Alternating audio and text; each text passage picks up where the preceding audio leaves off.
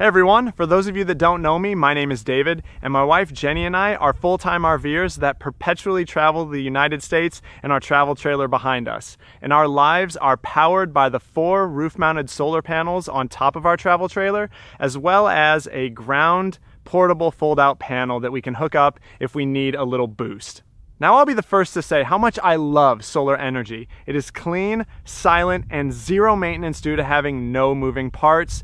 It is incredible technology that fits our lives perfectly. But as much as I hate to admit it because I am such a huge solar nerd, I'm also a realist and a minimalist, so there are some situations where an RVer shouldn't get solar. The first and most obvious type of RVer that doesn't need solar are those that stay in RV parks with electrical hookups all or most of the time. If you're always hooked up to utility power, then of course there's no need for secondary charging sources, an inverter, or even a larger battery bank for that matter. And the rare occasions that you might go dry camping probably doesn't justify the expense. The second type of RVer that shouldn't get solar are those that don't have the budget. I'm a firm believer that debt should be avoided at all costs, especially when it comes to recreation activities. RVing is supposed to be fun and enjoyable, and I can think of few things that are less fun and less joyful than large credit card bills and interest payments that would come from a solar system bought on credit. If you don't have the cash on hand to make the large upfront investment in a full solar system, a cheap inverter generator is a cheaper way in the short term to still enjoy RV boondocking with electricity.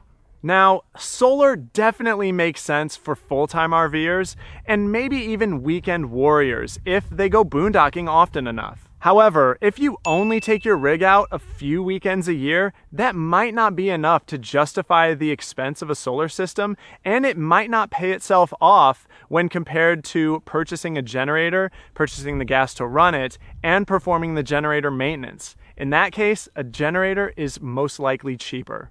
Installing roof-mounted solar panels to the roof of your RV involves making permanent modifications to the roof, and some people aren't okay with that, and I don't blame them. Drilling holes into the roof to mount the solar panels, even if sealed properly, does increase the risk of water intrusion, which could seriously damage your RV. Now, personally, I'm not afraid of this because I know that I took the steps necessary to seal everything up tight, but I do understand why some people would worry about that. A potential solution to this problem, though, is having 1 or 2 fold-out portable panels that just sit on the ground so that you don't have to mount them to the roof of your RV. However, it would only really work if you only needed 1 or 2 of them and they weren't very large, because setting out more or bigger ones every single time you move would get old fast.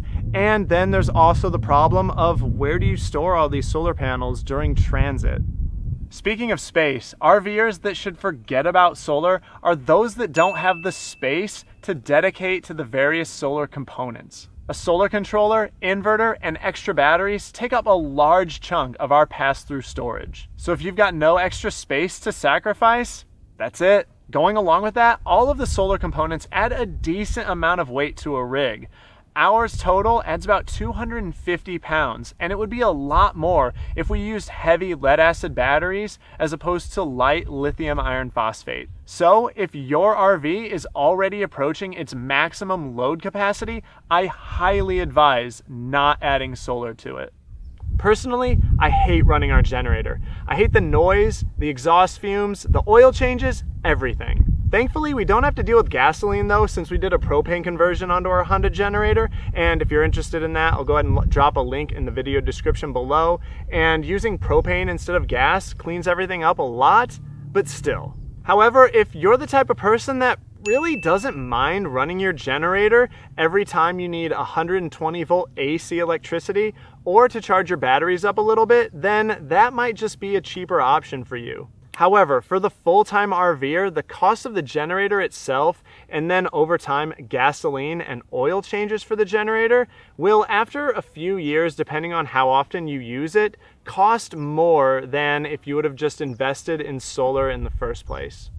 The final scenario that I think doesn't require solar is if your electrical usage is very low. If all you need to do is run your lights and maybe your water pump for a couple of days before moving on to the next site, then you don't need solar. In this situation, you won't discharge your battery enough to need on-site charging, and then the alternator on your tow vehicle or your motorhome will charge your batteries back up when you're traveling between sites. Those are all the situations in which I think that solar is not right for those RVers. So conversely, if you're an RVer that boondocks often, doesn't like running a generator, is ready to tackle the install, and has the budget for it, then I highly recommend putting solar on your RV. We love our solar system, and we do it all over again. Also, keep in mind that not every RVer that's looking to permanently unplug needs a solar setup as complex as ours with a rooftop array, inverter, and large lithium battery bank. For example, if you don't plan on using any 120 volt appliances while RVing, then all you need is a couple of solar panels with a solar controller directly wired to your batteries. Solar panels are very cheap and can be found for $1 per watt. In this case, you don't need an inverter or a large battery bank. Then there are those that only want to run 120 volt appliances occasionally, but not very often, like say a coffee maker in the morning, and then other than that, have really low electrical usage.